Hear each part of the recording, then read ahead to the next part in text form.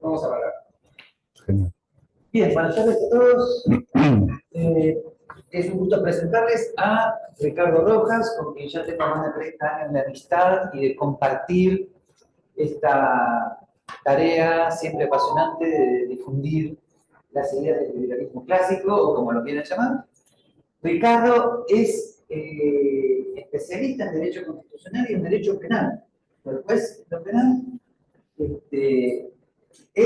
ha sido y sigue siendo gran profesor de temas de derecho y hoy creo que es el candidato ideal para hablar de el famoso tema del DNU, su legalidad o no, etcétera, etcétera. Bienvenidos también a los que están del otro lado del universo. Démosle unos 30 minutos de exposición inicial y luego hacemos todos, sí, para que pueda decir lo suyo. ¿Okay? Y luego hacemos todas las preguntas, acuerdos, desacuerdos, comentarios correspondientes. ¿Ok? Ella tiene un micrófono batero. Sí. Bien.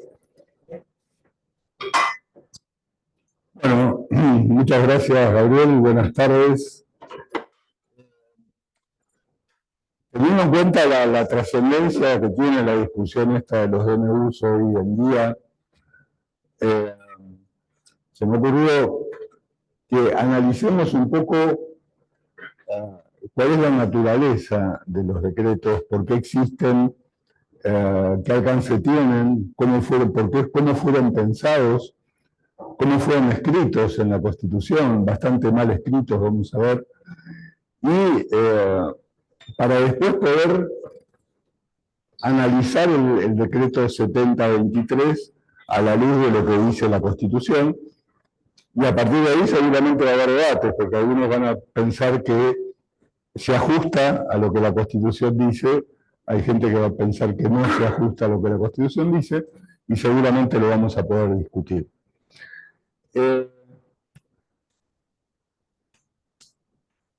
Bueno.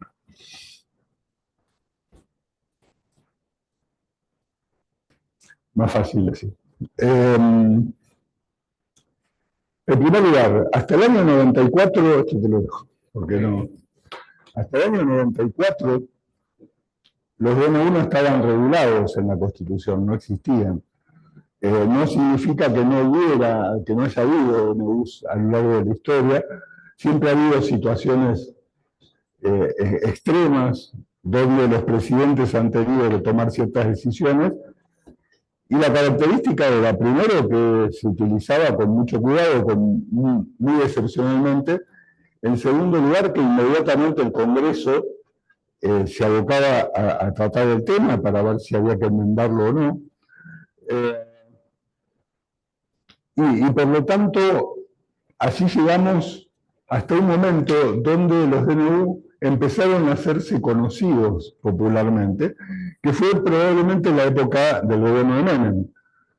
Recordarán, Menem, no es que fue, o sea, muchas veces se recuerda a Menem como el rey de los decretos de necesidad de urgencia.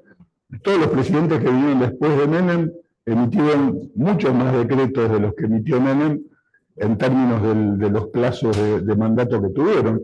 Pero Menem fue como que empezó a utilizar esta herramienta como política permanente. Ya hablábamos hace un rato con Gabriel, ustedes recordarán, hubo un decreto de regulación más pequeño que este, en el año 91, yo estuve involucrado de algún modo en la redacción de ese decreto, que fue un decreto de necesidad de urgencia, y por decreto el presidente derogó un montón de leyes regulatorias, y lo que hizo Menem luego fue que 2 años después, en una ley de presupuesto, en el año 93, introdujo ahí al final, vieron que las leyes de presupuesto son largas, tienen muchos artículos, ya por los artículos finales, introdujo un artículo donde convierte en ley el decreto de regulación, y a partir de ese momento se convirtió en una ley.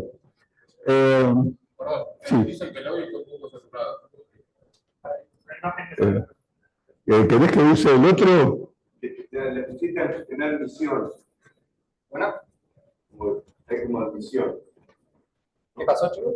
Ahí pusieron un mensaje que lo he escuchado. Si no, se ve. No entiendo todo. Hay mucha gente para hacer. Ah, ok, perfecto. Y subieron el admitir. Bien.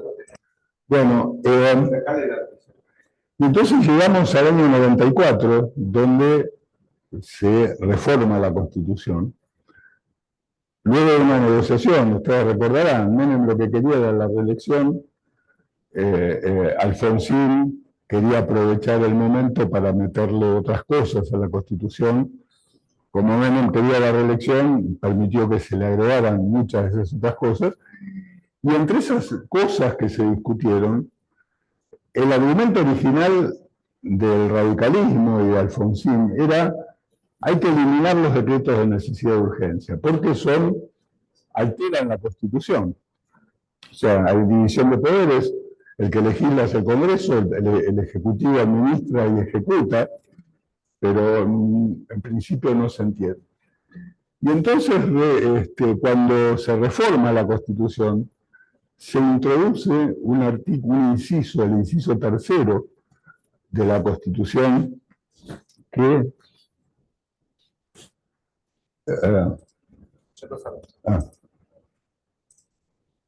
está. El inciso tercero, que tiene varios problemas, que es lo que vamos a analizar ahora. En primer lugar, que está bastante mal escrito. En primer lugar, estamos ubicando dentro de las facultades o atribuciones del Poder Ejecutivo una prohibición. No, es decir, no tiene mucho sentido decir, el Poder Ejecutivo el presidente tiene las siguientes atribuciones. No puede dictar decretos de carácter legislativo. ¿Cuál es esa? ¿Qué atribución es esa? Hay un primer problema de redacción ideológica. ¿Pasó? Para atrás. Acá, déjalo ahí.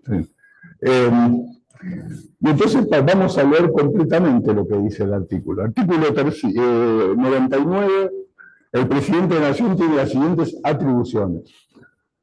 Artículo, inciso tercero, participa de la formación de las leyes con arreglo a la Constitución, las promulga y debe publicarse. Eso es lo que decía originalmente ese inciso, no cambió nada.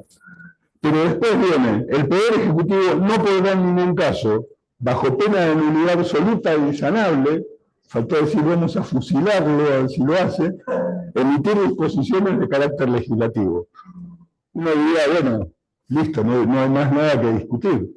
Era lo que decían los radicales que había que hacer, hay que impedir que los presidentes puedan emitir decretos de carácter legislativo, y si ahí hubiera terminado el inciso, no habría demasiada discusión.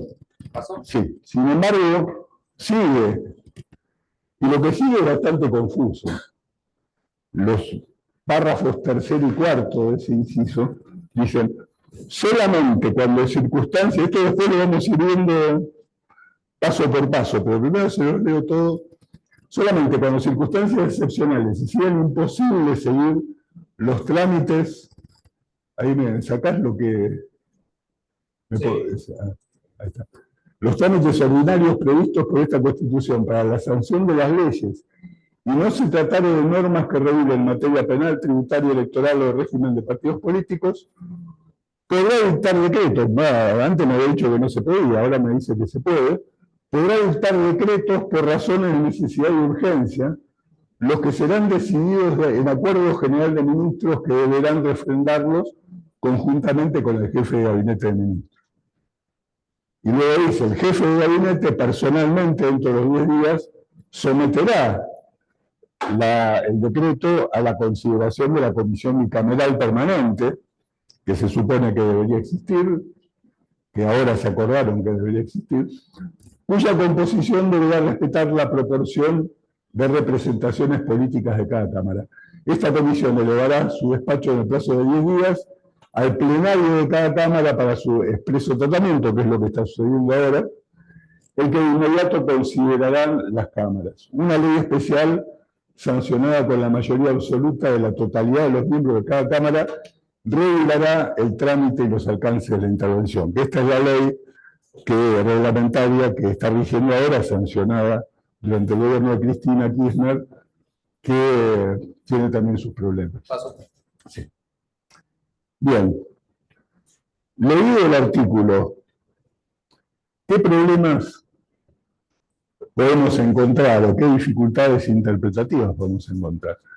En primer lugar, está estableciendo como una atribución del presidente una clara prohibición. O sea, me está diciendo, usted no puede hacer esto, y después dice, ah, bueno, pero en algún caso va a poder.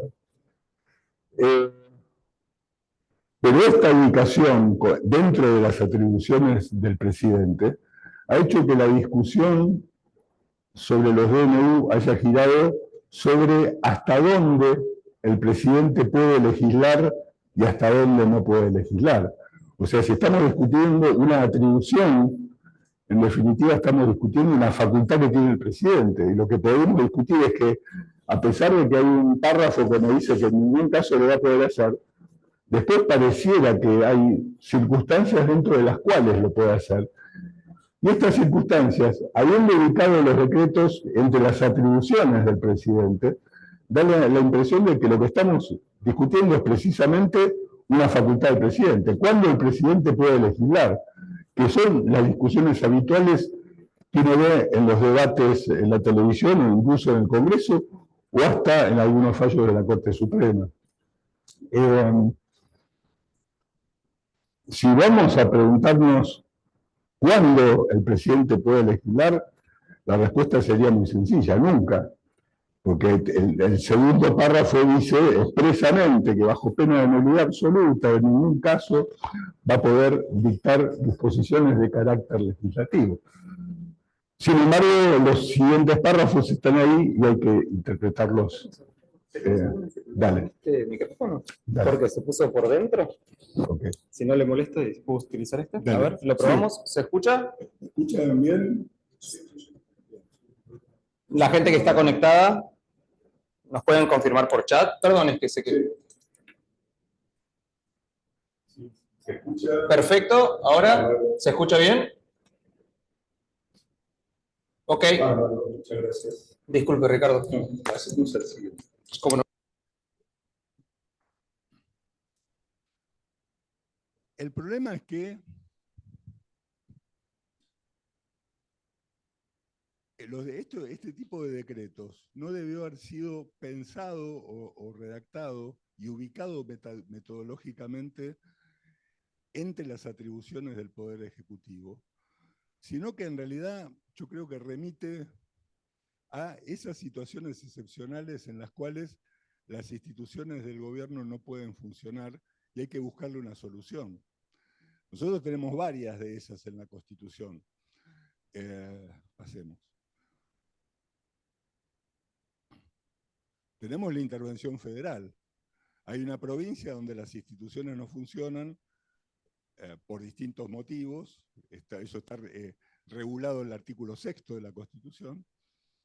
Cuando hay que garantizar la forma republicana de gobierno, repeler una invasión exterior, a requisitoria de las autoridades de la provincia que no pueden hacer frente a esos problemas, se puede disponer una intervención federal. La Constitución dice, la intervención la dispone el Congreso Nacional.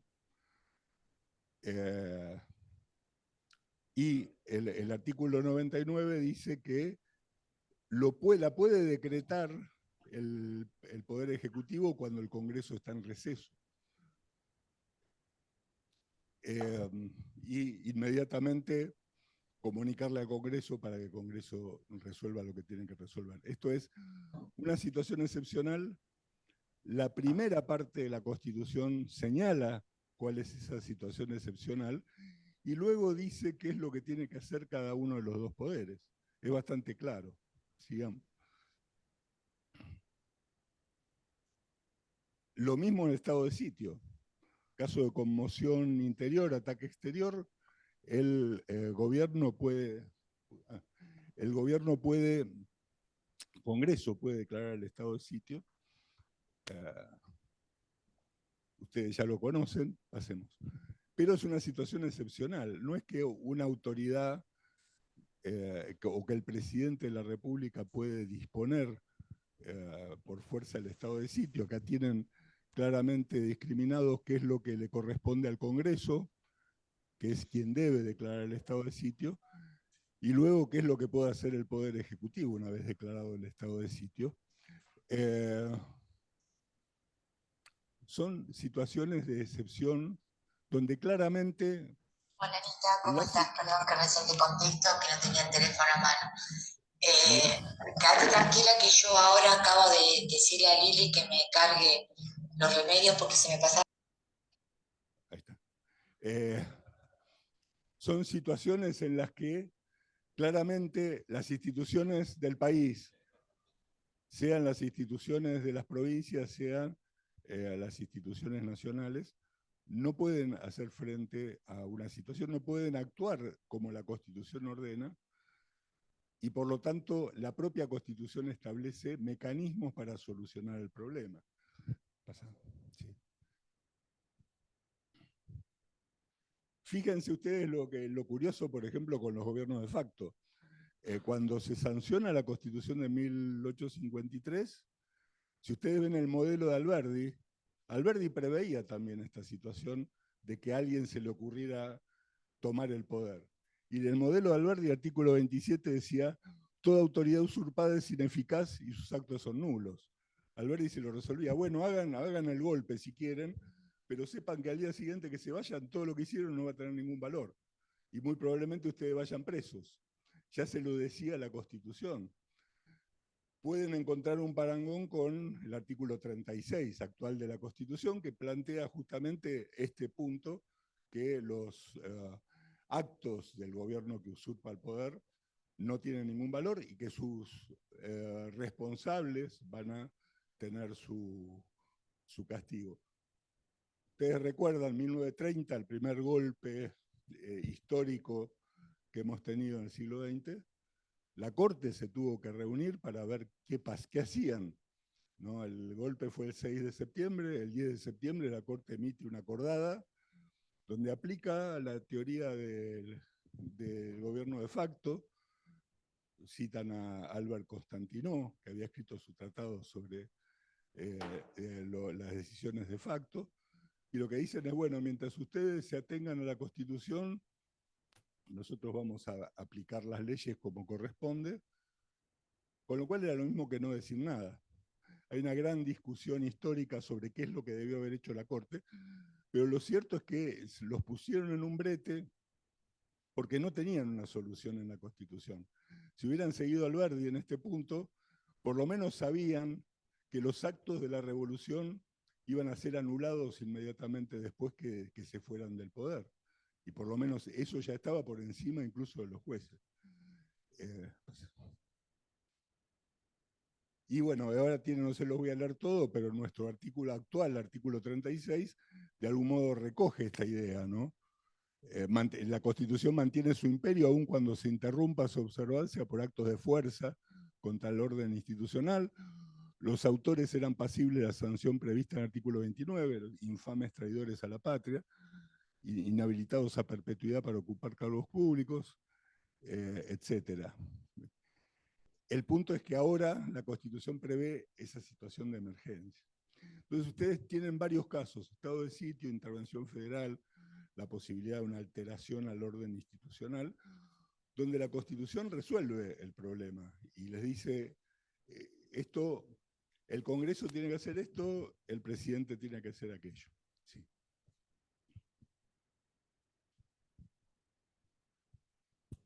Cuando se discute la Constitución argentina, probablemente con los llamados decretos de necesidad de urgencia se debió haber hecho lo mismo. Esto es, pongamos en la primera parte de la Constitución una cláusula que explique el hecho en sí mismo, es decir, en los casos en que haya que tomar una decisión urgente y necesaria y el Congreso no la pueda tomar por algún motivo, que el presidente tenga la facultad de hacerlo, pero como una solución frente a la imposibilidad de que funcionen las instituciones. Si uno lo entiende desde ese punto de vista, la posibilidad de decretos de necesidad de urgencia se limita muchísimo, porque en definitiva no es una facultad del presidente dictar decretos de necesidad de urgencia. Debería ser en realidad la obligación del presidente frente a un conflicto que eventualmente debería resolver el Congreso, pero por algún motivo, dada la necesidad de la urgencia y la imposibilidad, por el motivo que fuere, de que el Congreso no lo puede resolver, lo hace el presidente e inmediatamente hay que prever, como de algún modo se prevé, aunque no se cumpla mucho, un mecanismo para que rápidamente el Congreso revea ese decreto y lo convalide o no lo convalide. Si lo entendemos desde este punto de vista, yo diría que del 94 para acá yo encontré un solo decreto de necesidad de urgencia que considero válido. Horrible por el contenido, pero válido desde lo constitucional, que probablemente fue el primer decreto de cuarentena de Alberto Fernández el 20 de marzo del 2020. ¿Por qué? Tenían una situación donde había un virus, el mundo había cerrado las fronteras, en Italia y en España morían como moscas, en Argentina empezaban a encontrar gente infectada. El Congreso el día anterior había dejado de sesionar por miedo de contagio y cada uno se había encerrado en su casa, o sea, el Congreso no estaba funcionando y había que tomar una decisión. Podemos discutir si fue buena o mala la decisión que tomó, pero seguramente alguna decisión había que tomar. ¿Qué hacemos? ¿Dejamos las fronteras abiertas? ¿Las cerramos? ¿Ponemos a la gente en cuarentena? ¿No la ponemos? ¿Dejamos que la gente vaya a trabajar? No. ¿Hacemos una emergencia sanitaria para que los hospitales estén listos para traer a la gente? Algo había que hacer. Tal vez eso lo tenía que hacer el Congreso, pero el Congreso se había y digamos, había cerrado su actividad. ¿Cómo? Seguro, y además, y el problema es que además, acuérdense, una de las cosas buenas que trajo la pandemia fue justamente la posibilidad de comunicarnos como nos comunicamos ahora. En ese momento el Congreso estuvo como un mes para decidir, primero, si eran válidas las reuniones por Zoom, segundo, qué tipo de sistema iban a utilizar para comunicarse, lo probaron durante semana y exacto, exacto, y además como tenían miedo de que fueran inválidas, no se animaban a tomar decisiones en reuniones por Zoom. Con lo cual uno podría decir, bueno, si el presidente no hacía algo, era un caos. Ahí voy. Eso debió haber sido rápidamente revisado por el Congreso, como la propia Constitución dice, nunca nadie revisó nada, y después vinieron todas las prórrogas que fueron injustificadas. Pero esa es la única vez que yo encuentro un decreto que por lo menos cumple con los requisitos de la Constitución. Nosotros hay presidentes que pusieron feriados puente, que donaron cemento a Bolivia, que organizaron un campeonato, una carrera de Fórmula 1. Se ha hecho de cualquier cosa a través de decretos de necesidad de urgencia y nunca nadie controló nada. Sí. Sí.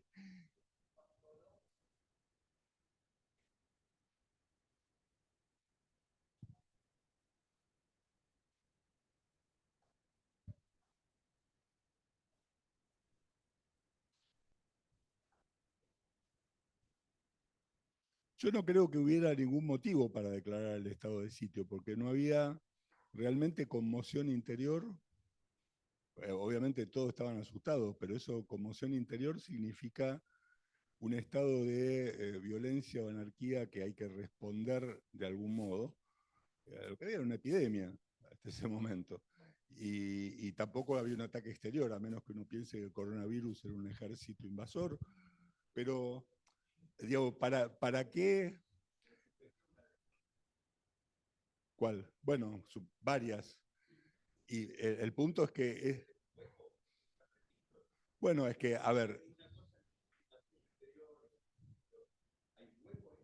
Bueno, el punto es que el Congreso podría, por ley lo hace en algunos casos, restringir, no eliminar, pero sí restringir o regular el ejercicio de ciertas garantías, que normalmente solo hace el Congreso. El problema es que acá lo hizo el presidente. Y que además eso debería ser por un tiempo muy limitado, y acá esto se fue prorrogando cada 2 semanas, estuvieron 6 meses encerrados. Por eso digo, independientemente del contenido del decreto, yo analizo la situación. La situación era una situación que había una necesidad y urgencia de tomar decisiones y que el Congreso no las podía tomar, y por lo tanto las tomó el presidente. Y esto viene a cuento de otro punto, porque vean que, por ejemplo, hasta incluso la Corte Suprema interpretó que, a ver, podemos ir para atrás hasta los 2 últimos párrafos ahí. Vean que dice, no, más atrás, perdón, un poco más,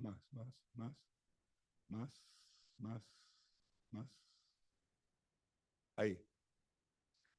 Solamente cuando circunstancias excepcionales hicieran imposible seguir los trámites ordinarios previstos por esta Constitución para la sanción de las leyes. Hasta la Corte Suprema en algún fallo ha interpretado esto como sinónimo de cuando el Congreso no esté sesionando. Pero la Constitución no dice eso. La Constitución dice cuando hubiera circunstancias excepcionales. Primero, el receso del Congreso no es una situación excepcional. Todo el mundo sabe, porque de lo contrario, en realidad bastaría esperar al 30 de noviembre, 31 de noviembre, que deja de sesionar el Congreso. El 1 de diciembre el presidente empieza a legislar por decreto porque el Congreso no sesiona, viva la pepa. No es ese el sentido de la Constitución. Tiene que haber circunstancias excepcionales que hagan imposible seguir los trámites ordinarios. Vamos a ver después si esta situación de este decreto cae bajo eso, pero lo importante es tener en cuenta que no es tan lineal como si el Congreso sesiona no se puede, se puede, si el Congreso está sesionando no se puede, porque puede haber situaciones en las que el Congreso esté sesionando, y un poco es este el caso, pero que dada la gravedad y la entidad del problema, no lo pueda resolver en el tiempo de urgencia y necesidad que el problema necesita. Entonces, cuando hay que tomar una decisión rápida, y saben, miren, pasaron 4 meses, el Congreso hasta ahora no resolvió absolutamente nada. No resolvió ni sobre la validez de este decreto, salvo el Senado, no trató la ley, bases, y no dictó una sola ley. Entonces digamos, bueno, que sesione el Congreso es suficiente como para decir que puede resolver la situación de necesidad y urgencia simplemente porque esté sesionando, o puede haber circunstancias que sean de tal gravedad que uno no pueda esperar los tiempos que tarda el Congreso para dictar las leyes, y esa que tomar una decisión, que después rápidamente el Congreso debería revisar y eventualmente convalidar o no, pero me parece que es un punto importante porque hay hasta, como les decía, fallos de la Corte donde tratan de identificar que la Corte no esté en sesiones con que se produzcan estas circunstancias excepcionales que hicieran imposible seguir los trámites ordinarios. Por supuesto que si el Congreso no está en sesiones, es un elemento que les puede permitir pensar que se darían las condiciones, pero no es automáticamente así. De hecho, vean ustedes que cuando se sanciona este decreto, el Congreso no estaba en sesiones. Y el presidente llamó sesiones extraordinarias y a los 2 días ya estaban todos en el Congreso. Es decir, no es que reunir al Congreso es algo que va a tardar mucho y que no puede esperar. El problema es que lo que sí era difícil de conseguir era que el Congreso tomara una decisión sobre los temas que se le habían planteado, que de hecho, como les digo, pasaron 4 meses y todavía no resolvió nada de todo lo que se supone que era urgente y necesario de acuerdo con el decreto. Después discutiremos si se dan estas condiciones específicamente en el decreto 6023, pero en teoría, vean que estamos hablando de situaciones que requieren una decisión inmediata, porque si no, el sistema legal, jurídico del país no puede funcionar. Vuelvo a lo que decía antes, es una de las situaciones donde las instituciones de la Constitución no están funcionando y que el Congreso no estaría en condiciones de resolverlo con la rapidez que exige esa necesidad y esa urgencia. Si se diera todo esto, uno diría estamos dentro de los parámetros del decreto. Ahora después veremos si estamos o no estamos, o si ustedes piensan que estamos o no. Avancemos todo lo que... Sí, dale. Les pido por favor que su tono es porque para que la gente que está en Zoom pueda escuchar sus intervenciones necesitamos hacerlo a través de micrófono. Si no nos escuchamos solamente nosotros, pero hay 40 personas conectadas que no pueden participar. Lo volvemos después. Más adelante. No. Ahí, sí. Entonces, vayamos al decreto 7023. Tenemos el marco, entonces, uno podría decir, no cualquier situación de necesidad o de urgencia debería convalidar estos decretos. Tendríamos que probar de alguna manera que el sistema no puede seguir funcionando, las instituciones no pueden seguir funcionando si no se toma esta decisión, y que el Congreso no está en condiciones de hacerlo con la rapidez o con la premura necesaria para poder ir adelante. Entonces, lo primero que podemos preguntarnos es, ¿existía en el 20 de diciembre del año pasado esta necesidad y urgencia de sancionar todas las normas que contiene el decreto? Bueno, ahí ustedes tienen una discusión, cada uno tendrá su opinión, pero el presidente lo planteó en el discurso inaugural como una catástrofe. Él dijo, bueno, mire, estamos al borde de la hiperinflación, estamos al borde del default, y habló un montón de números que no sé si eran de verdad o de mentira, pero los economistas lo habrán analizado. Y de algún modo él planteó, bueno, si no tomamos todas estas decisiones rápido, motosierra, aspiradora, y cuál era el otro la licuadora, le faltó la tostadora, que en cualquier momento vendrá, y ya teníamos todo. Si no hacemos todo esto, y que nos va a llevar sufrimiento y tiempo de complicaciones, el país cae en la hiperinflación, el país cae en el default, no le podemos pedir más plata a nadie, no podemos, digamos, tenemos que bajar el gasto, tenemos que dejar de emitir inmediatamente, bajar el gasto inmediatamente, hacer un montón de reformas que van a ser muy traumáticas, que hay que hacerlas en el momento y esperar a que rindan sus frutos. Podemos discutir, cada uno tendrá su opinión de si es realmente así, si la crisis era de tal magnitud, si realmente existió esta necesidad o sobre todo la urgencia en tomar estas medidas. Vuelvo a lo de antes, el Congreso hasta ahora no resolvió absolutamente nada. Lo único que tenemos es el Senado que le dijo que no al DNU, pero el Congreso no trató, empezó a tratar la ley bases y consiguieron que la aprueben en general, pero después cuando empezaron a discutir en particular, se le empezaron a bochar todos los artículos. De modo que el Congreso no ha legislado ni para bien ni para mal, no ha hecho nada. Ustedes me podrán decir, bueno, pero el Congreso no tiene por qué hacer nada. A lo mejor la forma de hacer que tiene el Congreso es dejar todo como está. A lo mejor para el Congreso está todo fenómeno, no hace falta cambiar ninguna ley. Este loco que grita no tiene, ¿viste?, ninguna razón. ¿Y para qué nos vamos a calentar en sancionar leyes que consideramos que no son importantes? Lo cierto es que no dijo nada, no hizo nada. Y lo cierto es que a partir del decreto se empezaron a tomar un montón de decisiones en muchas áreas que empezaron por lo menos a, si no a mejorar el país, porque hoy pues, tal vez la gente esté con más problemas que los que tenía en diciembre, al menos para frenar ese avance hasta hacia el muro que veníamos a toda velocidad, emitiendo moneda todo el tiempo para mantener una cosa ingobernable y que iba a terminar explotando en algún modo, por lo menos en la visión del presidente.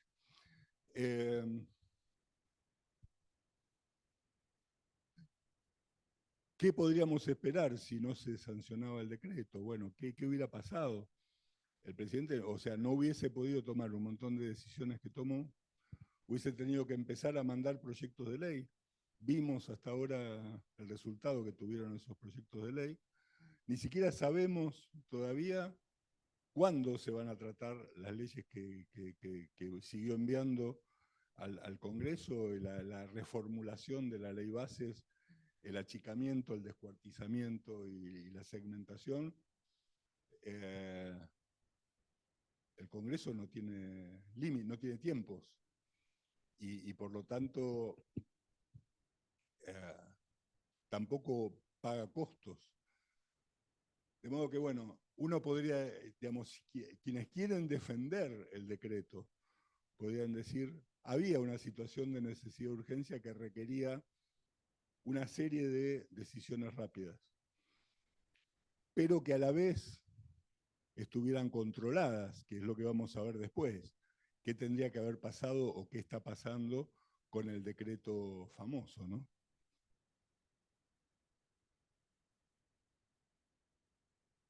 La pregunta tal vez más crucial aún es, ¿existían las circunstancias excepcionales que impidieran una sanción legislativa? Esto es, más allá de que el Congreso estaba en receso en ese momento, ¿eso solo era suficiente para decir que justificaba que el presidente dictara el decreto? Si vemos que a los 2 o 3 días se reunió el Congreso y empezó a discutir, uno podría decir, bueno, a lo mejor no pasaba tanto por ahí la cuestión. Pero la pregunta se puede reformular, porque la ley, la Constitución no nos habla de que el Congreso no estuviera reunido. Dice cuando el Congreso, cuando haya circunstancias excepcionales que impidan la sanción legislativa. Y esas circunstancias excepcionales pueden pasar por el lado de que el Congreso, por su forma de trabajar y su forma de sancionar leyes y de discutir las leyes, tiene tiempos y procesos que duran tiempo, y que a lo mejor no había tanto tiempo para poder esperar que el Congreso dictara las leyes. De hecho, como les digo, la historia nos está dando de algún modo la razón en el sentido de que todavía no han resuelto nada. El Congreso no resolvió uno solo de todos los problemas que a través del decreto y de la ley bases el presidente planteó. Es más, el Congreso, lo vamos a ver después, pero leímos la Constitución. Dice que dentro de los 10 días el jefe de gabinete tiene que llevar el decreto a las 2 cámaras del Congreso. Perdón, a la Comisión Permanente de Seguimiento de DNU. Eso pasó, fue el jefe de gabinete y lo presentó.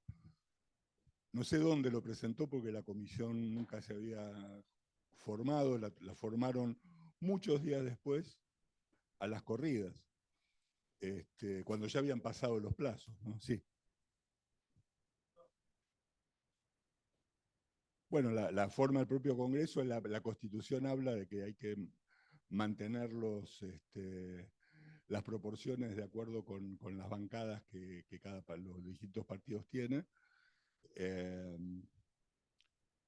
Mitad diputados, mitad senadores, por eso es bicameral. Y bueno, eso se hizo a último momento, rápido, nunca se había cuestionado un DNU. La primera vez, pero para cuando constituyeron la comisión, los 10 días ya habían pasado. Y la ley hecha por Cristina para que se convaliden los decretos de Cristina es bastante laxa, y ahora vamos a ver qué es lo que ocurrió. Pero bueno, la pregunta que quedaría colgando ¿es la lentitud de los procesos legislativos con relación a la urgencia de las medidas una circunstancia excepcional? O sea, podríamos decir que, teniendo en cuenta que el Congreso tarda en resolver estas cosas y que había que tomar medidas urgentes, esto nos coloca en una situación excepcional para convalidar el DNU? Esa es la gran discusión, yo creo, que tienen en el Senado y en diputados. Nadie la discute muy... Si bueno, ustedes ven lo que fue la discusión en el Senado, se resolvió por cuestiones políticas, sí o no, pero porque quiero apoyar a Milei o no quiero apoyar a Milei.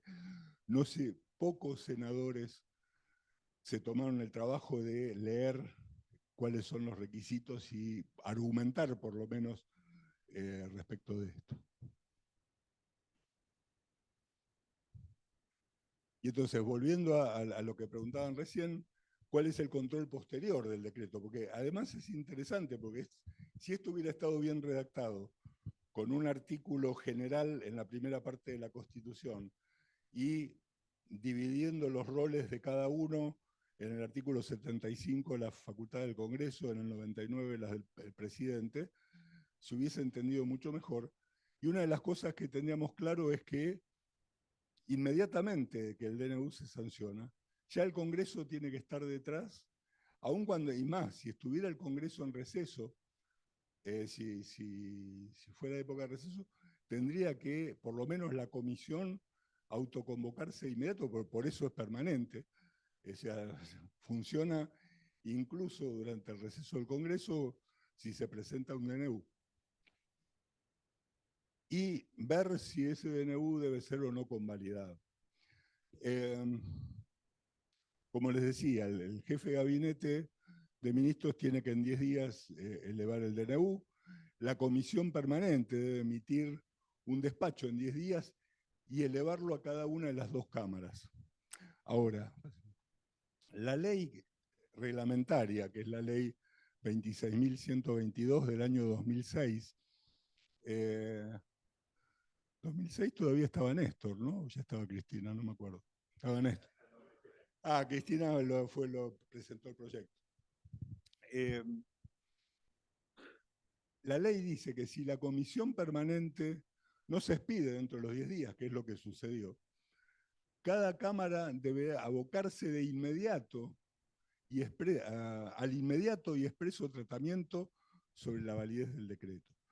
Vean ustedes que ni la comisión se formó dentro de los 10 días, con lo cual nunca emitió ningún despacho, y las cámaras no se abocaron inmediatamente al tratamiento del DNU. Es más, trataron la ley bases y no trataron el DNU. Y trataron la ley bases y dijeron, bueno, ya están los temas de sesiones extraordinarias, nos vamos de vacaciones hasta el 1 de marzo.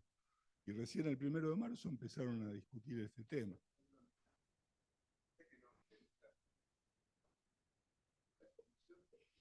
No, no, nunca. Es que además, acá este DNU tiene una particularidad, prácticamente estamos reformando toda la legislación argentina en un decreto, con proyecciones hacia el futuro. Normalmente, si yo uso el DNU para decir que hay un feriado puente tal día, y una vez que pasó el feriado y que la gente no fue a trabajar, ya no tiene ningún sentido que la comisión, que nadie se expida, porque ya es un hecho consumado. En general, cuando los DNU son para cosas puntuales que se hacen en el momento, no hay ni tiempo para que se reúna la comisión y se discuta. Pero lo cierto es que nunca, de hecho, uno de los más escandalosos DNU que yo recuerdo fue el de Macri, imponiendo la... No, ese fue un decreto, bueno, pero eso lo sacó rápidamente, porque se dio cuenta que era una burrada. No, peor, cuando estaba viendo que perdía la reelección y sacó la extinción de dominio por decreto de necesidad de urgencia, una ley penal espantosa. ¿Qué cosa? En realidad el endeudamiento debería resolverse por ley. Después uno puede, porque además hay otra facultad que nadie quiere discutir, que es la delegación legislativa. O sea, el Congreso le puede delegar al presidente algunas cosas.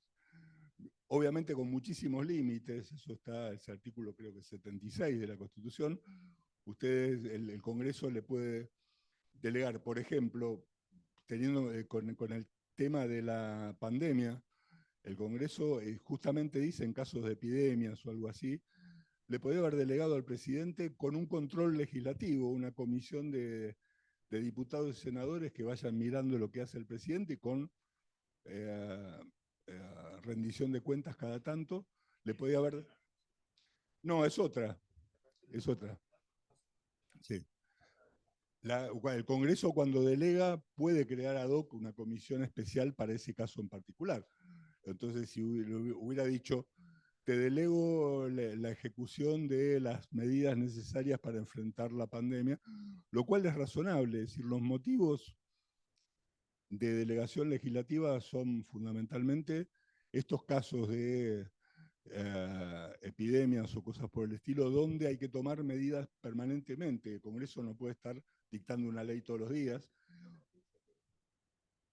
Bueno, la emergencia es un invento, porque en definitiva la llamada de emergencia, la emergencia económica lo que genera es delegar funciones al Poder Ejecutivo que normalmente no tiene por motivos de emergencia. El problema es que en Argentina vivimos en estado de emergencia desde hace décadas, o sea, somos un país en emergencia como Cuba, ¿no? El estado de excepción en Cuba que hace 60 años que existe.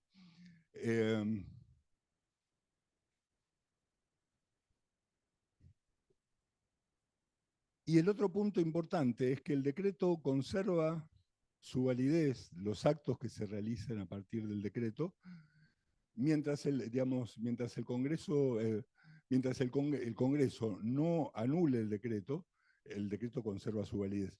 Y los actos que se produzcan ejecutando el decreto, hasta el momento en que pierda validez, van a ser válidos. Eso le da un poco de seguridad jurídica a la gente, porque si no sería un tembladeral saber que si yo estoy contratando, no sé si mi contrato va a tener o no va a tener valor después, ¿verdad? Esto surge no de la Constitución, sino de la ley vigente que sancionó el kirchnerismo. Para que el decreto sea rechazado, como saben, hace falta que las dos cámaras del Congreso lo rechacen por mayoría simple. Hasta ahora lo ha rechazado el Senado.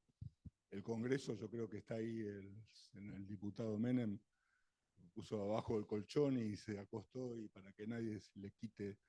O sea, están ahí esperando, no sé qué va a pasar, tratando de negociar, porque se lo bochan, bueno, volvemos todo para atrás. ¿Cómo? Y básicamente esa es la situación. Yo creo que ahora me gustaría que abramos un poco la discusión. Creo que no hay nada más, ¿no? No. Bueno, y por otro lado, para hacer un complemento, la ley bases, como saben, no avanzó, volvió para atrás, se aprobó una parte en general, pero no en particular, entonces volvió para atrás, se está reintentando. O sea que el Congreso hasta ahora no ha dictado las leyes que harían falta para, para tratar de buscar una solución, que, insisto, a lo mejor no es la solución que le guste al presidente, el Congreso puede resolver lo que quiera, pero sí por lo menos debería resolver algo. Y lo que estamos viendo es que para los que consideran que se justifica el decreto, un argumento ex post es que, bueno, miren hasta qué punto esto es así, que el Congreso no ha hecho nada. Y probablemente si no se hubieran tomado las medidas que se tomaron a partir del decreto, hoy tal vez estaríamos en una situación crítica. Esa es la discusión.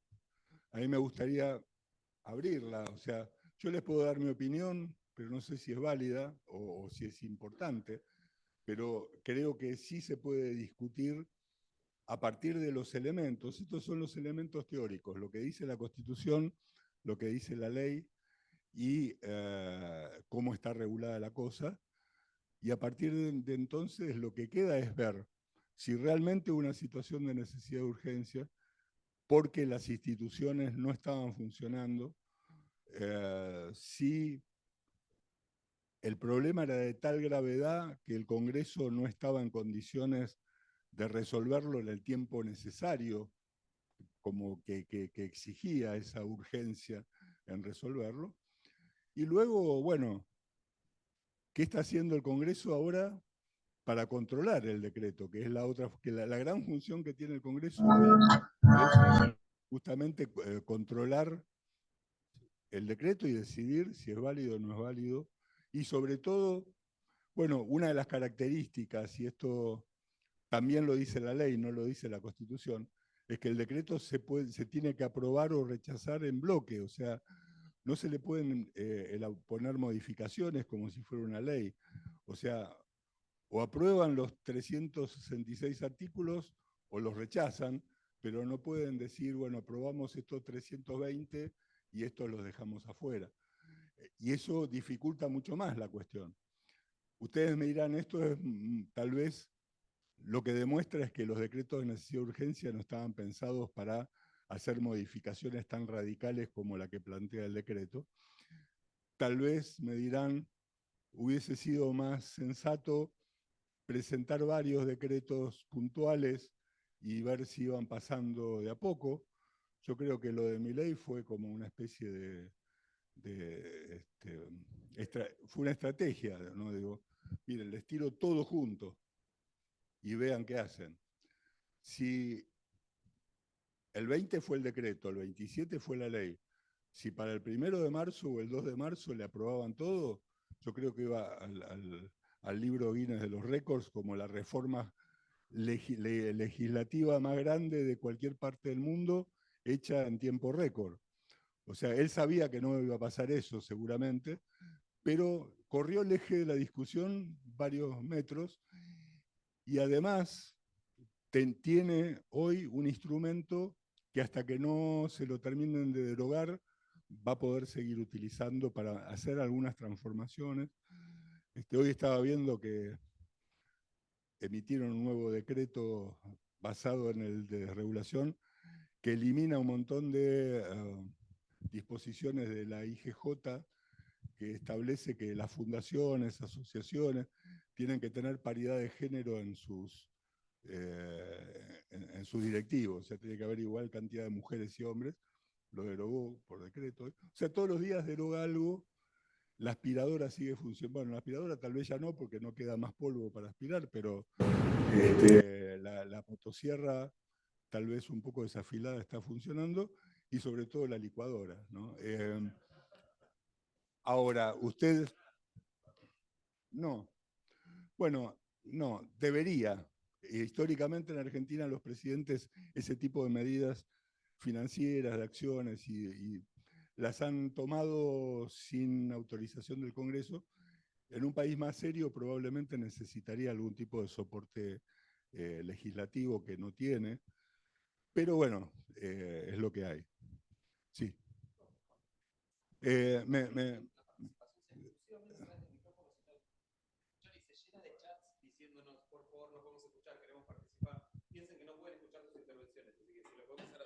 Dale. Es de agradecer. ¿Sí? ¿Quién quiere comenzar? Sí, usted había pedido. Espero que confirmamos si se acerca esto. Hola, hola, ¿se escucha? ¿Correctamente para los que están online? Hola, hola, ¿se escucha bien? Sí. ¿Sí? ¿Los que están online? Supongamos que sí. ¿Sí? Sí. Sí, Ricardo, vos habías hablado del artículo 99 de la mala redacción, digamos, ¿no? Ahora, esa mala redacción no te deja el camino de la ambigüedad. O sea, por un lado dice nunca, pero por otro lado dice puedo. Y yo veo que hay mucha legislación que siempre te deja la interpretación al final jurídica. Y bueno, yo creo que pasa eso cuando hay malas negociaciones. O sea, tenés una negociación como fue en el 94, donde tenías un tipo que lo único que quería era la elección. Y tenía atrás un montón de gente que decía, bueno, negocia lo que quieras, pero la primera parte de la Constitución no la toquen porque esa es la importante, los derechos individuales que están ahí, que eso no lo toquen. Después con lo otro que hagan lo que quieran. Y aparece digamos, el radicalismo de la mano de Alfonsín, que de algún modo quería justificar, yo creo que quería justificar políticamente por qué le estaba dando la reelección a Menem.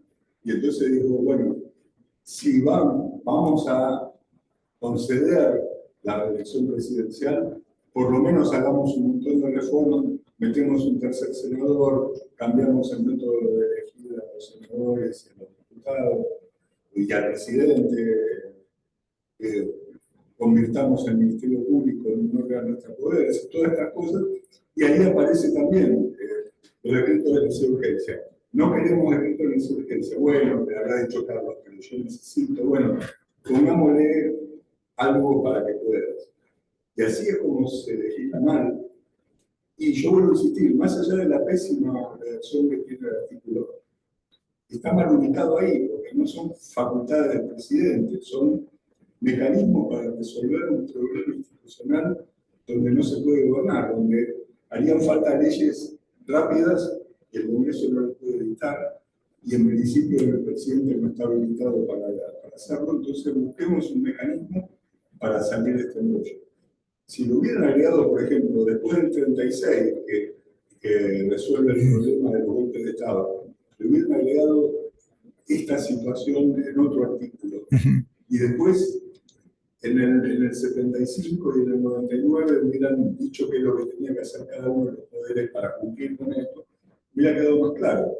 Pero así como está, es producto de negociaciones malas y de excusas que terminan así. Perfecto, muchas gracias. O sea que en general la interpretación de esa constitución, que fue muy importante, es que en líneas generales la posición radical triunfó y la de Menem, que yo pensaba en su momento que había triunfado, fue solamente con el objetivo de la reelección. A grandes rasgos, digo yo. Es que Menem, si hubiera podido poner una letra a la Constitución y cambiar ese solo artículo, estaba feliz. Lo que pasa es que los radicales no le iban a aceptar que acepto cambiar el artículo para que te elijas. Si vamos a cambiar la Constitución, cambiemos un montón de cosas como para desinflar un poco. Claro. Yo creo que esa es mi lectura. Perfecto. Pero el problema es que metieron un montón de cosas en la Constitución que la terminaron. Vamos. Bueno, muchas gracias. Sí, hola Ricardo, yo tenía varias preguntas, pero hay una que hace tiempo que me viene dando vueltas, que es, en Argentina hay un montón de normativa que no se adapta a los procesos de la Constitución, porque fueron emitidas por un montón de todas las dictaduras que hubo desde el 30 para acá, y muchas de esas normativas fueron derogadas. Incluso la Constitución del 57 fue como una cosa rara.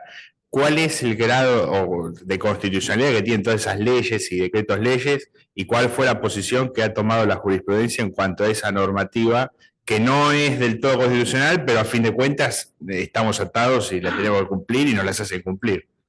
Mira, yo te diría que en términos generales, del 30 para acá, de algún modo, desde el punto de vista judicial, se aplicó esta idea de la revolución triunfante.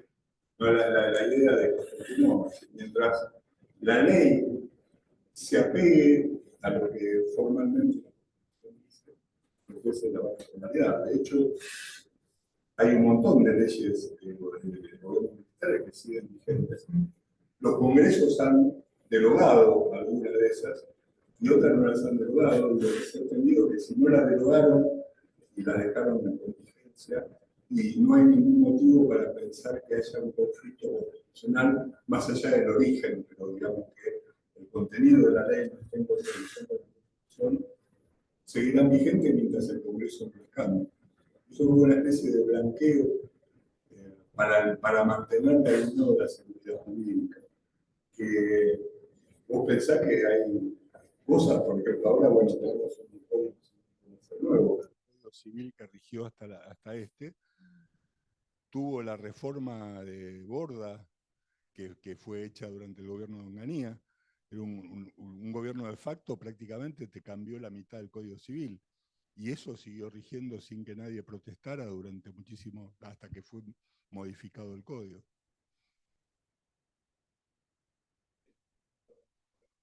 Sí, está bien. Buenas tardes, Ricardo. Yo quería hacer una pregunta.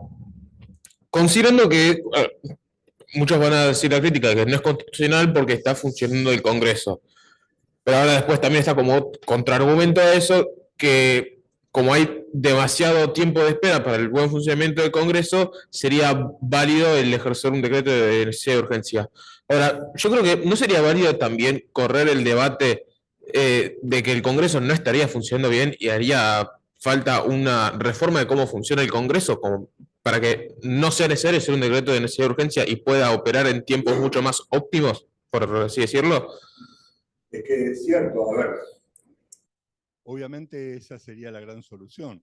Si el Congreso funcionara bien, imagínense que hay mucha gente, Zaffaroni, por ejemplo, que proponen cambiar la Constitución y ir hacia un sistema parlamentario. Imagínate un sistema parlamentario con esta forma de funcionar del Parlamento, no habría posibilidad de que se resuelva nada. Y por eso yo insisto en que esto debió ser aclarado mejor, de que hay un problema institucional que en principio lo debería resolver el Congreso, no el presidente. O sea, si el Congreso hubiera sancionado leyes previas, o sea, el tema es que, claro, acá veníamos con una política económica determinada que nos llevaba hacia un lugar y de pronto el nuevo presidente dice, no, mire, hacia donde nos lleva esta política económica nos vamos a estrellar y va a haber una crisis terminal. Entonces hay que dar el volantazo. Pero en situaciones normales, el que tiene que resolver esas cosas es el Congreso antes de que los problemas ocurran. Y obviamente hay una crítica muy grande hacia cómo funciona el Congreso, que es bastante espantoso, ¿no? Y en eso la reforma del 94 también tiene que ver. Piensen ustedes que en la Constitución original las instituciones, había un solo cargo que era elegido por democracia indirecta, por el voto de la gente, que eran los diputados nacionales. Todos los otros cargos eran elegidos por mecanismos diferentes. A los senadores los elegían las legislaturas provinciales, al presidente lo elegía un colegio electoral. Entonces ustedes tenían distintos mecanismos de elección. Hoy todos van en una misma boleta y la gente vota por un paquete completo. Ya no tiene mucho sentido que haya diputados y senadores, porque en realidad todos responden a un partido. Entonces los diputados, los senadores, el presidente, son todos del partido J y todos responden a lo mismo. En la Constitución original, el presidente Sarmiento fue elegido por el colegio electoral y no era el que más había sido el más votado de todos. Es decir, él había salido segundo y cuando se reúne el colegio electoral dijo, no, el mejor es Sarmiento, nombremos a Sarmiento. Sarmiento se enteró volviendo a Estados Unidos en el barco. O sea, el colegio electoral tenía la posibilidad de sentarse a discutir y elegir al mejor, en lugar de los entuertos de los partidos políticos. El Senado lo elegían las provincias y por eso respondían los senadores a las provincias. Las provincias todavía tienen la facultad de darle... Hay un problema institucional complejo porque las legislaturas provinciales tienen facultad de darle instrucciones a los senadores nacionales, porque eran elegidos por las legislaturas provinciales para representar a las provincias. Hoy los senadores nacionales los elige el mismo sistema con el que se elige presidente, diputados, partidos nacionales, viene el PRO, el Juntos por el Cambio, Unión por Todos, y esos senadores no responden a la legislatura de la provincia, responden al partido. Entonces el problema que hay hoy con el funcionamiento del Congreso es que son grupos de partidos que negocian como manadas, no negocian como individuos que discuten y se ponen de acuerdo. Bueno, yo una vez tuve un debate con Federico Storani en la televisión y se enojó muchísimo. Le dijo, mira, lo que te habría que hacer es que vaya un representante del radicalismo con el 27% de la cuota parte de los votos que sacaste, y dijo, mi 27% vota esto, y que estés vos, un peronista, Alzogaray, y después entre ustedes después sería mucho más barato y mucho más rápido todo. Y se puso de loco. Pero el punto es que las propias reformas al sistema electoral también conspiran para que funcione bien el Congreso, y tenemos el resultado que tenemos, ¿no? Es decir, eso es una asignatura pendiente importante. Sí. Sí. Compartimos una pregunta de Zoom de Belén Vázquez. Dice, tengo dos preguntas. La primera tiene que ver con el temario de las extraordinarias las que básicamente establece el Ejecutivo y se debe limitar a tratar esos temas. Esa es la primera de las preguntas. Y la segunda es si el decreto debe decir explícitamente desde cuándo rige o basta con su publicación. Dice esto respecto a la controversia de que el primer decreto no mencionaba cuándo entraba en vigencia. Muchas gracias. Bien, respecto a lo primero, es cierto, el presidente puede establecer el temario, pero si uno lee lo que dice la Constitución respecto de los decretos de necesidad y urgencia, la conclusión es que no necesita ni siquiera que se llame extraordinarias. Primero, hay una comisión de seguimiento, una comisión permanente. Permanente parece que quiere decir que está todo el año. No importa si está en receso o no está en receso. Inmediatamente cuando el presidente dicta el DNU, el jefe de gabinete tendría que haber llamado o habrá llamado al Congreso y le dice, che, muchachos, en la semana que viene les llevo el DNU, y ahí tendría que haber convocado a una comisión permanente de seguimiento de DNU que no estaba constituida y por eso no se reunió. Y el Congreso debería reunirse, aun cuando no esté en sesiones, autoconvocarse, porque la Constitución dice se abocará inmediatamente al tratamiento del DNU. Acá no hay receso que valga, tienen que venir y ponerse a discutir. O sea, yo creo que este tema, precisamente, si se lo entendiera como una crisis institucional, que es lo que debería ser, como la intervención federal, vos fijate que no me acuerdo si es en la intervención federal o el estado de sitio, ahí también dice, si está en receso tienen que venir y discutirlo. O sea, cuando están en peligro las instituciones de la República, ahí se acabó el receso, y si el presidente no los convoca, tienen que reunirse, porque la Constitución se lo exige. ¿Y el otro punto era? ¿de cuándo? Bueno, si puede decirlo o puede no decirlo. Si no lo dice, ustedes saben que los decretos se publican en el boletín oficial y entonces tienen fecha cierta desde el momento en que, bueno, según la mayoría, se pasan los 8 días de la publicación en el boletín oficial, ahí empiezan automáticamente en vigencia, aunque el decreto no tenga fecha. Yo creo que fecha debería tener, por lo menos un sello con una fecha, casi todos los decretos tienen, por más que no hayan puesto en el encabezamiento hoy 20 de diciembre, pero digamos, eso lo firman todos los ministros. No olvidemos que los DNU lo tienen que refrendar todos los ministros y el jefe de gabinete y darle legalidad, y eso ya ahí tenés una fecha. Pero de todos modos, al día siguiente lo tenés que publicar en el boletín oficial y ahí ya tenés una fecha cierta.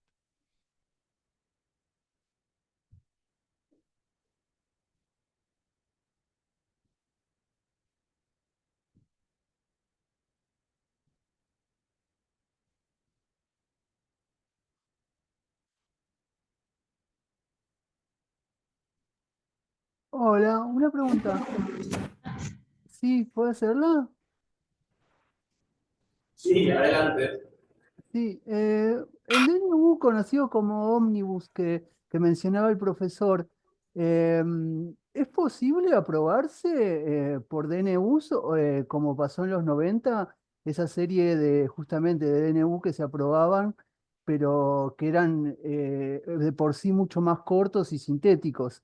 Estamos hablando de este DNU ómnibus, tenía todo una batería de leyes muy grande, digamos, en comparación a estos DNU expeditos que son con mucho menos leyes, digamos, como en la época de Carlos Menem, digamos, la época de los 90. Los DNU tienen una extensión en particular en cantidad de, eh, de leyes a aprobar, hay un límite, ¿existe un DNU ómnibus?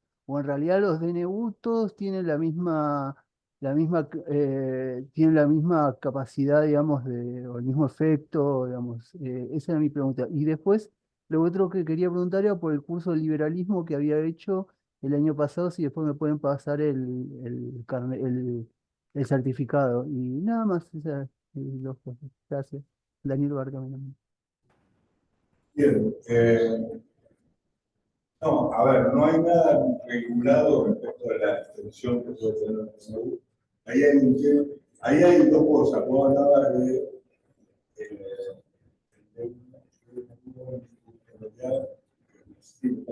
la llamada ley ómnibus. En realidad acá el presidente envía dos proyectos distintos, dos instrumentos distintos, porque como leímos hace un rato, hay materias en las cuales no se puede regular por DNU. La materia penal, la materia de reforma electoral o política, la materia impositiva, esas materias no pueden ser modificadas por DNU y por lo tanto eso lo metió todo en la llamada ley bases o ley ómnibus, como le dicen. Y fue por los carriles normales de Congreso. Ahí tuvo que negociar y finalmente, primero le sacaron, imagínense, los políticos no van a aceptar la reforma electoral. La mafia digan que van a prohibir las armas. Entonces dijeron, no, esto ahora no lo vamos a discutir. Después sacaron la reforma impositiva. Entonces finalmente no fue quedando nada. Pero todo eso fue enviado por ley porque el propio artículo 99 de su tercero le prohíbe al presidente de regular por DNU esas materias. Ahora, lo que está en el DNU 7023, es cierto, como dijimos hace un rato, ¿no?, que es un DNU excesivamente grande, muy abarcativo. Yo creo que eso fue una estrategia que lo hizo a propósito. Probablemente podía haber compartimentado en 10 o 20 DNU distintos y ver qué pasa, cuáles pasan y cuáles no. Creo que él pensó que eso le quitaba fuerza a la discusión frontal que quería dar sobre la necesidad de una reforma integral. Por eso él mete desde la autonomía de la voluntad contractual hasta la regulación del turismo y de todo ahí, una especie de autonomía. Pero obviamente muchos pensaban, si hubieran mandado en pequeños paquetes, le hubieran ido aprobando algunos. Pero creo que él lo que quiso fue dar una confrontación directa, sabiendo, yo creo, que no le iban a aprobar de entrada al DNU, pero corriendo la discusión más adelante y discutiéndola después. No puedo jugar si fue una buena o mala estrategia, pero creo que lo hizo a propósito y coincido con que tal vez hecho en pequeños bloques hubiera sido más fácil que por lo menos algunos ya hubiesen sido aprobados. Por ejemplo, no creo que nadie vuelva, si diputados derogan el DNU, no creo que vuelva la ley de alquileres, por ejemplo. O sea, nadie quiere que vuelva esa ley espantosa. Tendrán que juntarse rápidamente para dictar una nueva ley de alquileres, pero, digamos, porque eliminado el DNU, automáticamente todas esas normas recuperan su vigencia. De modo que hay cosas que ya no deberían tener vuelta atrás. Y si cae el DNU, tendrá el Congreso que rápidamente empezar a legislar sobre lo que no quiere mantener en el futuro. Y hasta eso es tal vez estratégicamente una movida diciendo, bueno, aunque me guste el DNU, hay cosas que no van a poder tener. Y de algún modo se van a tener que juntar y van a tener que... Sí, una pregunta. Uno de los temas que se suele hablar cuando hablan de la posibilidad de que el Congreso rechace el DNU, como ya lo hizo el Senado, es que el presidente, no sé, algunos sugieren que podría enviarlo de vuelta con modificaciones mínimas, o en todo caso quizás partirlo en un montón para que les tome muchísimo tiempo su discusión. ¿Eso es algo válido? ¿Se puede hacer? Ya, esa es una laguna que tiene la Constitución, porque no dice nada de la Constitución sobre si rechazando el DNU se podría darle una cosmética general y mandarlo de vuelta. Creo que se arriesga a que le hagan un juicio político. Si vos planteás algo y te lo rechazan, no es serio que lo vuelvas a plantear inmediatamente después, prácticamente en un término. Él dijo alguna vez que, bueno, si me rechazan el DNU, insistiremos, pero puede ser una causal de mal desempeño.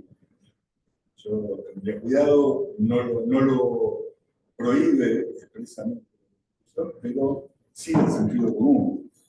Digo, de pronto, los proyectos de ley que son rechazados en el Congreso, bueno, tiene que pasar un tiempo hasta que los vuelvan a presentar y puedan volver a discutir. Si eso ocurre con las leyes, ¿cuánto más con un decreto de necesidad de urgencia?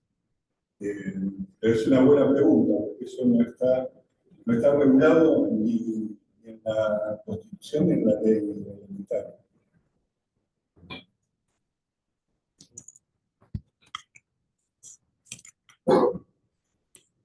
¿Alguna pregunta más?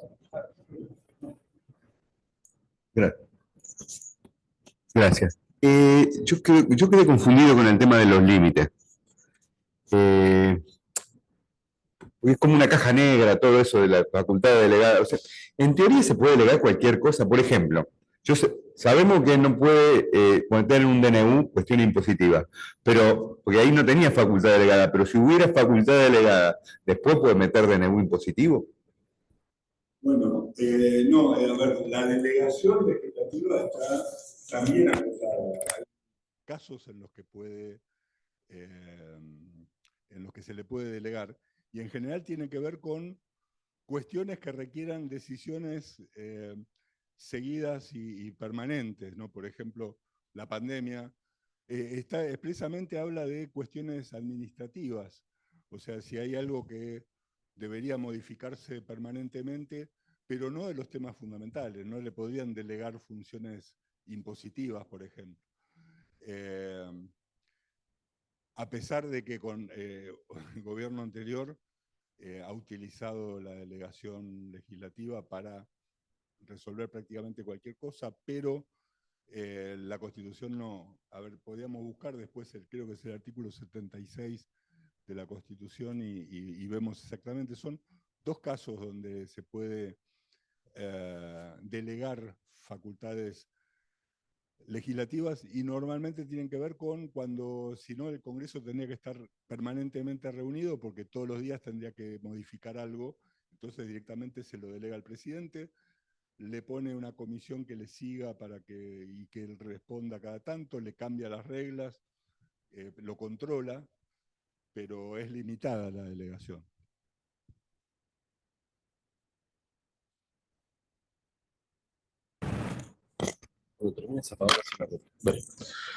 Sí, una consulta. En las comisiones para los tratamientos de los DNU, si se supone que se mantiene la proporcionalidad de las dos cámaras, ¿cuál es el sentido de que se forme esa comisión y que no lo trate cada cámara por separado, el DNU? Es una buena pregunta, porque en definitiva, a ver, yo creo que el objetivo de esto es que como una comisión son 8 personas, 4 y 4, muy rápida, y si están representando a todos los bloques mayoritarios que hay en el Congreso, entre ese grupo se pueden poner rápidamente de acuerdo, y entonces elevan un dictamen, y el Pleno lo único que va a hacer en principio es aprobar el dictamen y no discutirlo más.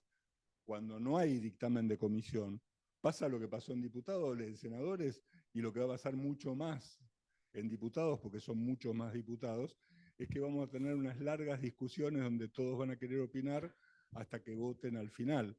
Y hasta último momento van a estar en el baño negociando a ver si le dan o no le dan, le autorizan el DNU. Mientras que cuando viene un dictamen de comisión, si bien no es vinculante totalmente para la Cámara, se supone que como está avalado por los representantes de cada partido, en el fondo los partidos, los bloques van a apoyarlo y lo van a resolver rápido. No olvidemos que estamos hablando de algo de necesidad y urgencia, o sea que no pueden estar discutiendo días o semanas el DNU, deberían rápidamente decir vale o no vale.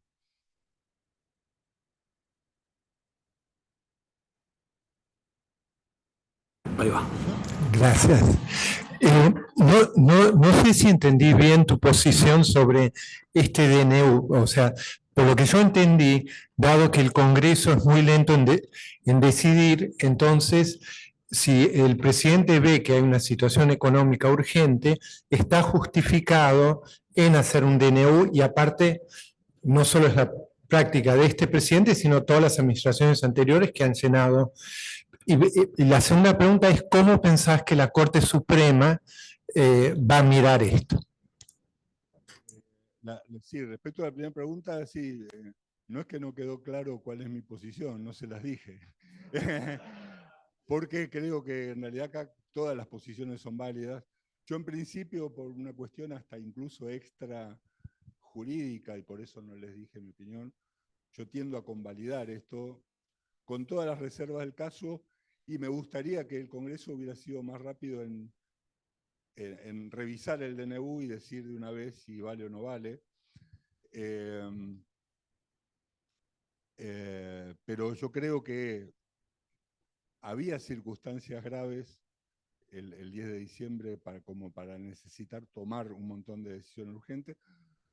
Al igual que con la pandemia, después podemos discutir si las decisiones que tomó eran correctas o no, porque acá además, desgraciadamente, el señor dijo ser libertario y anarcocapitalista, con lo cual esa palabra invoca los peores instintos de los liberales más furiosos, y entonces ya lo están juzgando a Milei por su grado de anarcocapitalismo. Entonces está sometido, o sea, si hoy gobernara Massa, seguramente los liberales lo criticarían menos a Massa, y como bien me decía Gabriel hoy, no lo criticaríamos porque ¿qué vamos a esperar de Massa? Si un perro me ladra, no me voy a enojar con el perro, los perros ladran, pero si viene un tipo y me dice que es libertario, que sigue a Rothbard y qué sé yo, y después yo voy a querer que se comporte como Rothbard. Y entonces ahí empiezan los problemas, las discusiones. Yo trato de ser, tal vez porque ya estoy más viejo, de ser un poco más tolerante con estas cosas. Y en todo caso pienso cómo estaríamos hoy si estuviera gobernando Massa. Y entonces ahí soy un poco más benevolente con Milei.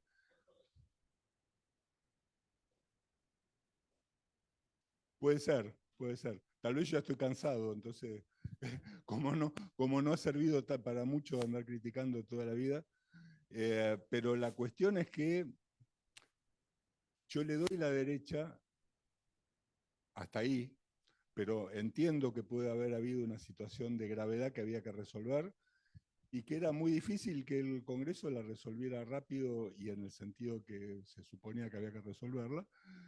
Y además el Congreso tenía las herramientas, o sea, como les digo, pasaron 4 meses desde que presentó el decreto, a los 10 días, según la Constitución, ya tendría que haber habido un dictamen del Congreso de decir esto vale o esto no vale. Y ahí se resolvía la cuestión, ¿no? Después el Congreso se lo rechazaba o se lo convalidaba, y si se lo convalidaba, bueno, ya tiene el aval del Congreso. Pero tampoco es culpa de Milei que el Congreso, bueno, un poco es culpa porque está ahí frenando en las cámaras el tratamiento del DNU, pero digamos, en mi opinión personal, yo por ahora le doy la derecha. Respecto al otro punto era... ustedes saben que la justicia, los jueces son tiempistas, ¿no?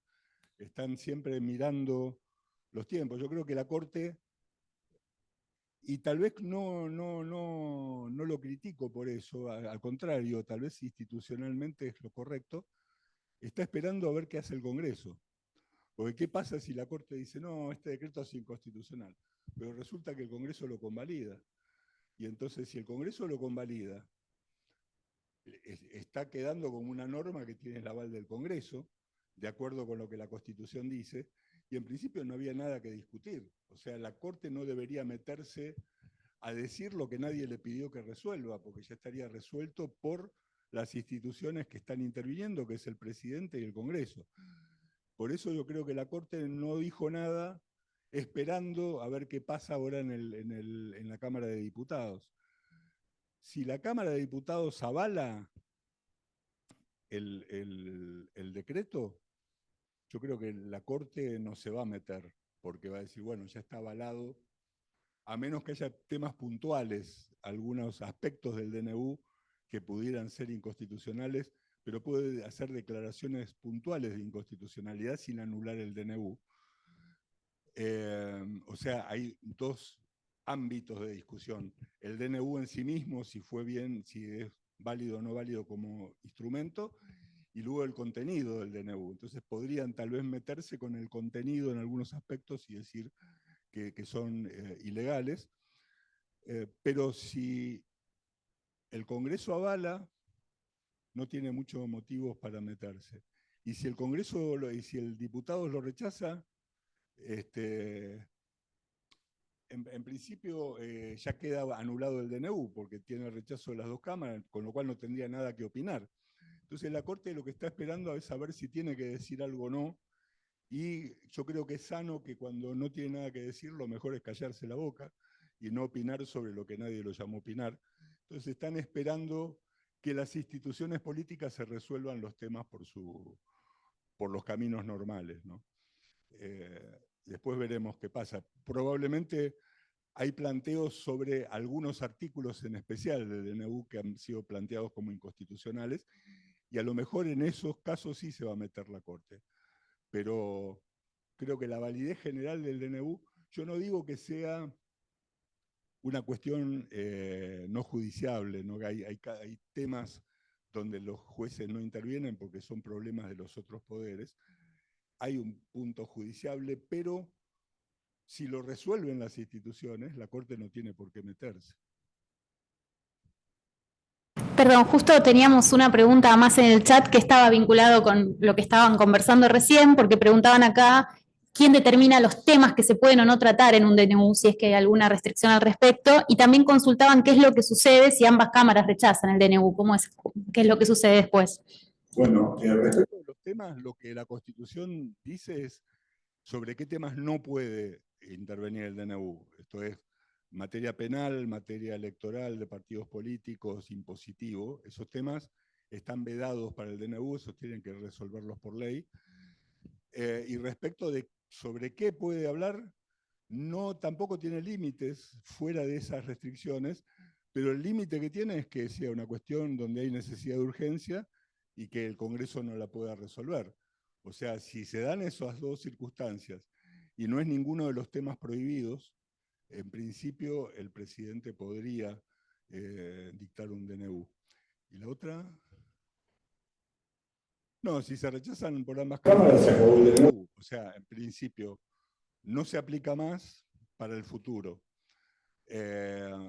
Retoman la vigencia las normas que habían sido derogadas por el DNU, pero los actos que se realizaron durante la vigencia del DNU, por una cuestión de seguridad jurídica, conservan su valor.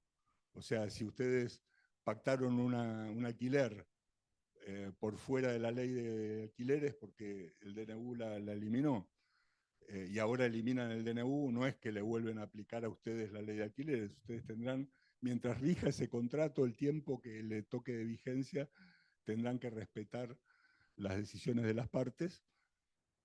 Sería un conflicto, un problema. El problema es que hasta que no se resuelva la validez del DNU, hay una situación de inseguridad jurídica enorme. O sea, ¿quién va a invertir en Argentina si uno no sabe cuáles son las reglas de juego que van a regir finalmente en el país? Por eso es tan importante que el Congreso resuelva, para un lado o para el otro, que lo acepte, que no lo acepte, que le apruebe la ley base o que se la rechace, pero que diga algo, porque hasta ahora el Congreso no ha dicho nada. Bueno, no sé si hay algún comentario breve, si puede ser así, digamos, muy breve, ¿puede ser? Está mirando las notas en el celular. Bueno. No sé, que elija Ricardo. Tengo una duda sobre, hay un fallo sobre la inconstitucionalidad del capítulo laboral de la Cámara del Trabajo que dice que como hace 12 años que no se genera empleo, es una situación normal y no es excepcional, y hace una argumentación así, si eso es un criterio lógico. Después había una discusión en el Congreso sobre si el DNU, al no tener dictamen, necesita un quórum o necesita otro, de acuerdo al reglamento del Congreso. Otra cosa creo que ya habías respondido sobre los grados de inconstitucionalidad por la cantidad de normas modificadas, que era un argumento muy común durante la discusión en el Senado, y luego hay una interpretación del kirchnerismo sobre cómo modifica el código aduanero, si eso debe interpretarse por el fuero tributario, como materia tributaria, o lo que sería directamente derecho aduanero, y me gustaría saber de esas la que elijas, más importante. Bueno, vamos, yo ya me la olvidé, así la contestación no me lo de una. La primera.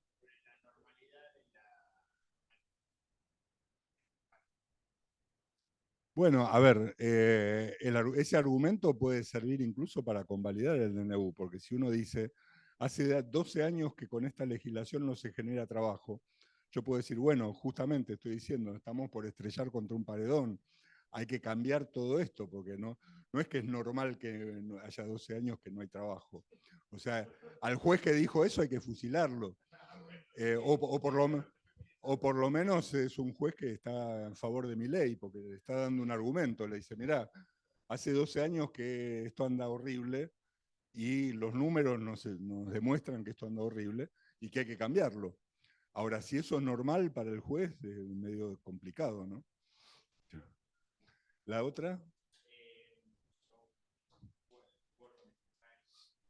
Mira, la Constitución no dice nada sobre el quórum, solo que dice que inmediatamente se tendrán que reunir y tratar el tema, y lo que se ha entendido es que valen las simples mayorías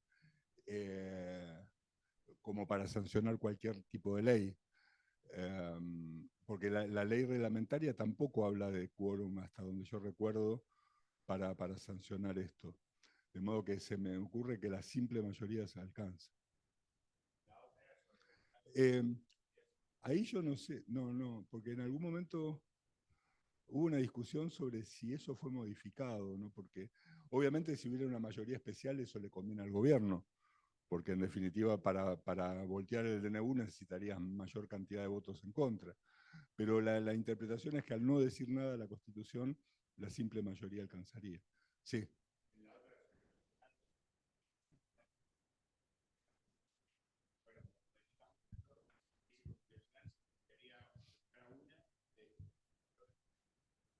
Sí, bueno, el problema con eso es que, a ver, cuando el Congreso o en primer lugar la Comisión de Permanente Seguimiento y luego el Congreso analizan el DNU, si vos tenés un DNU con 366 artículos, vas a tener distintos diputados que van a estar en contra por distintos motivos.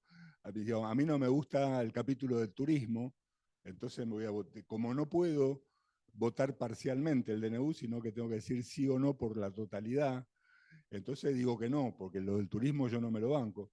Otro dice, no, yo lo del turismo me lo banco, pero la regulación de la yerba mate no me gusta. Entonces voto que no por lo de la yerba mate.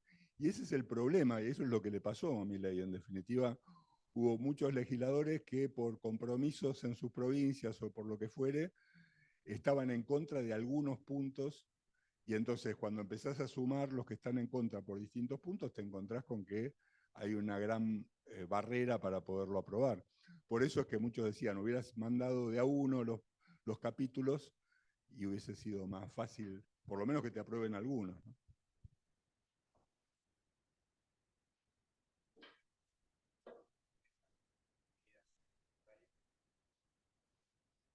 Bueno, a ver, el Código Aduanero tiene muchas normas distintas, algunas meramente administrativas, regulatorias, que sí podrían ser objeto de DNU. Tiene normas penales que no podrían ser materia de DNU, tienen normas impositivas que no podrían ser materia de DNU. Hay que ver qué cosas se modifican, porque es un código muy extenso, con muchas regulaciones administrativas que en realidad se podrían dejar de lado por un DNU.